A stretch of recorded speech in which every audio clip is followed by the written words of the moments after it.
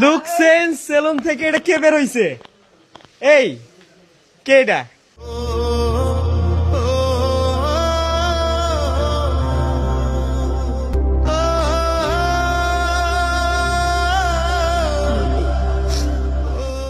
কি কারণটা কি বলো না, একটু একটু শুনতে চাই।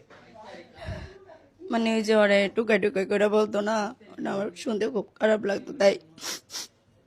আজকে থেকে তো আর কেউ টোকা করে বলতে পারবে না। না গেছেন একটু জিজ্ঞাসা।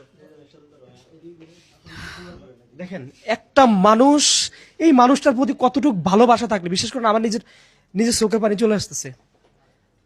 আল্লাহর কসম, আমি এই ছেলেকে যখন হচ্ছে কমলাপুর রেল স্টেশনে যেদিন পানির ব্যবসা দিয়েছি, ওই দিন তার গল্প শুনে আমি নিজে কান্না করে দিছি। আর সেই গল্প শুনে হচ্ছে আমার এই বোনটি আসছে, এই বোনটি এসে হচ্ছে এই ছেলেটি এই ও নিজে কান্না করতেছে।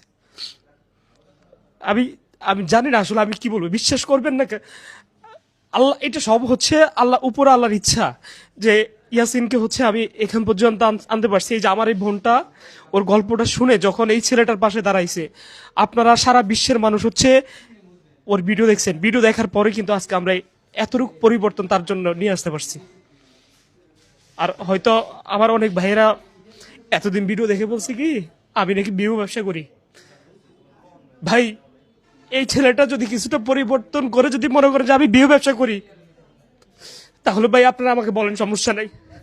কিন্তু আমি বলবো আপনারা আমার জন্য দোয়া করবেন, যাতে করে এরকম ছেলেদেরকে আমি কমলাপুর থেকে, মানে এরকম জায়গা থেকে যেন নিয়ে আসতে পারি। এটার জন্য একটু দোয়া চাই আপনাদের কাছে, আর কিচ্ছু চাই না। কারণ ওদের দুইজনের কান্না দেখে ভাই বিশ্বাস করে আমি কান্না থামাইতে পারতেছি না।